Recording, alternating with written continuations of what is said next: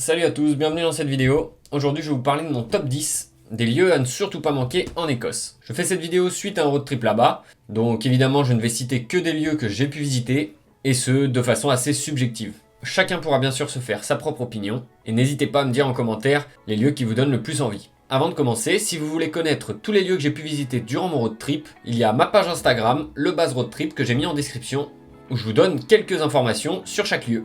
Maintenant, place aux choses sérieuses. En numéro 10, j'ai choisi le château de Saint-Clair et Girnigo. Il est situé au nord-est de l'Écosse et a été construit à la fin des années 1400. Son architecture est un peu différente de ce qu'on a l'habitude de voir, avec ses pierres en millefeuille qui donnent un côté assez spécial à cette ruine. Et puis l'emplacement est vraiment très sympa, en bord de falaise avec cette vue magnifique sur la mer et sur la côte d'en face. On peut rentrer gratuitement à l'intérieur, mais on ne peut pas aller partout car il est actuellement en rénovation. Petit plus de l'endroit, il y a un accès pour les personnes à mobilité réduite. En numéro 9, j'ai choisi la cascade de Falloch. Elle est située assez proche du Loch Lomond. C'est une très jolie cascade, accessible après une courte marche dans la forêt. Le parking est assez grand pour accueillir pas mal de véhicules, mais vous aurez certainement un peu de mal en été si vous avez un grand camping-car. Il y a un petit point de vue en métal qui a été construit, ce qui donne un côté un peu plus photogénique à la cascade. Il est possible de s'y baigner et même d'y sauter pour les plus courageux d'entre vous. Pour mon numéro 8, j'ai choisi les plages du nord de l'Écosse, et plus particulièrement Sianabane Beach. Rien que la route qui longe la côte tout du long du nord de l'Écosse, elle est vraiment magnifique, et elle vaut déjà le coup à elle toute seule. Elle est un peu étroite, mais très peu empruntée à la fin de l'été, et on en prend plein la vue tout du long. Et donc sur toute cette partie-là, il y a plein de magnifiques plages. Moi j'ai choisi celle-ci, mais j'en ai vu d'autres. Elles ont toutes ce sable fin avec peu, voire pas d'algues. Cette eau turquoise digne des plus belles plages des Caraïbes. Bon, j'abuse peut-être un peu, mais franchement, on ne s'attend pas à voir de si belles plages dans ce pays-là. En numéro 7, Duncansby Stacks. Là encore au nord de l'Écosse, d'ailleurs non loin du point le plus au nord de la Grande-Bretagne. C'est un détachement de falaises qui forme deux blocs de pierre au milieu de la mer. Je trouve que les vidéos ne rendent pas vraiment justice au lieu, tellement j'ai vraiment aimé l'expérience là-bas. Il y a un parking gratuit avec pas mal de places, dont certaines réservées aux camping-cars, donc un bon point. Ensuite, on doit marcher une dizaine de minutes pour arriver au premier point de vue. Mais tout du long, on voit les blocs au loin. On peut aussi continuer la marche par le dessus pour aller de l'autre côté et avoir un autre point de vue sur le lieu. Ça vaut vraiment le coup, n'hésitez pas à y aller. À la 6ème place, j'ai choisi The Queerang. C'est le premier lieu de ce classement qui se situe sur l'île de Skye, et ce ne sera pas le dernier. Queerang, c'est donc une chaîne de montagnes qui se situe sur la côte est de l'île de Skye. On se promène entre ces grands blocs de roches avant de monter sur le plateau au-dessus pour avoir une meilleure vue sur la côte. Vous verrez, là-bas, c'est vraiment magique. Mais alors, petit conseil si vous décidez de vous y rendre, n'allez pas au parking principal qui est payant et dont l'accès est toujours embouteillé dû à une surfréquentation du lieu. Privilégiez plutôt ce parking-là, qui est beaucoup plus petit, gratuit et qui vous permet de faire exactement la même randonnée en partant d'un autre point. Vous marcherez peut-être un peu plus, mais franchement ça vaut le coup. En numéro 5, j'ai choisi Anchoran Beach. Donc c'est sûr que ce lieu n'est pas époustouflant par son paysage, mais plutôt par son histoire, et même par sa préhistoire. Toujours sur l'île de Skye, c'est une plage où on peut trouver des empreintes de dinosaures vieilles de 170 millions d'années. Sachez qu'elles ne sont pas notées, donc à part 2-3 empreintes qui sont vraiment évidentes, faites parler votre imagination pour trouver les autres, car il me semble qu'il y en a une cinquantaine de recensés. Voilà, on ne reste pas 2 heures sur le lieu, mais ça vaut le détour.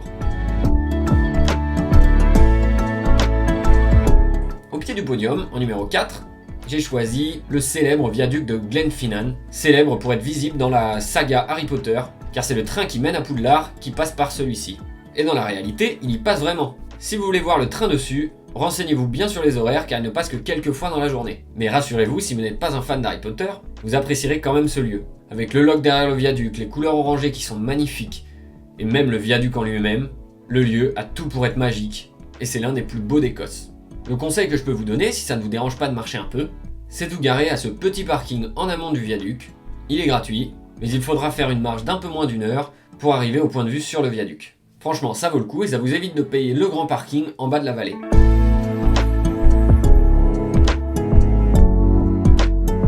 Ça y est, on arrive dans le top 3 avec Old Man of Storr. C'est vraiment l'immanquable de l'île de Skye et même certainement de l'Écosse en règle générale. D'ailleurs, si vous tapez île de Skye sur Google, vous tomberez directement sur une photo de ce rocher. Si vous avez le choix, je vous conseille d'y aller au lever de soleil. Il y a beaucoup moins de monde qu'en pleine journée, C'est vraiment beaucoup plus calme. Et le soleil qui se lève sur la mer et qui éclaire le rocher, ça renforce la beauté du lieu. Ensuite, vous verrez, il y a un premier point de vue à 1h, 1h30 de marche selon votre vitesse, qui est très bien, mais n'hésitez pas à continuer un peu plus et à monter en haut du plateau, vous aurez cette vue-là en plus d'être seul au point de vue. Si vous hésitiez encore, rassurez-vous, Old Man of Storr tient toutes ses promesses et est définitivement un incontournable de l'Écosse.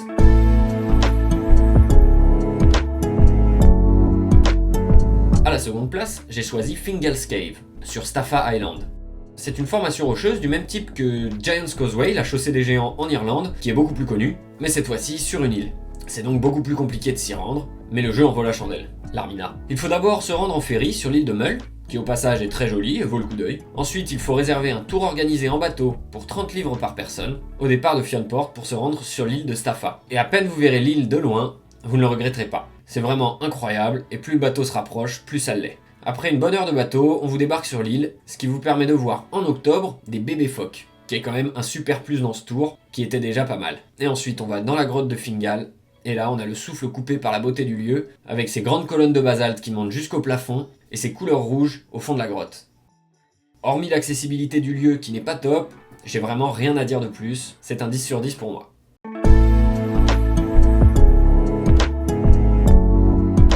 Et enfin, pour la première place, ça pourra vous paraître surprenant, car c'est un lieu beaucoup moins connu que les autres, mais j'ai choisi The Spar Cave. Comme j'ai dit, c'est beaucoup moins connu que les lieux cités avant, mais ce n'est pas pour autant moins impressionnant. Si vous avez l'habitude de visiter des grottes, ça ne vous fera peut-être pas le même effet qu'à moi, mais sachez que j'ai vraiment adoré explorer cette grotte. Pour information, il n'y a pas de parking officiel pour cet endroit, il n'y a même pas de panneau qui indique la grotte, il faut donc se garer au bord de la route juste ici. L'entrée de la grotte est en contrebas sur la plage, et inaccessible à marée haute. Vérifiez donc bien les horaires des marées avant de vous y rendre. Une fois dans la grotte, vous vous retrouverez très rapidement nez à nez avec cette grande colline de calcite. Comme il y fait bien noir, n'oubliez pas votre lampe frontale si vous voulez profiter pleinement du spectacle. Personnellement, j'ai trouvé ça magnifique, on peut grimper la colline et on peut continuer juste derrière et on arrive sur un petit lac qui nous barre la route. C'est la première fois que j'ai exploré un tel endroit et j'ai vraiment été impressionné, c'est un 10 sur 10.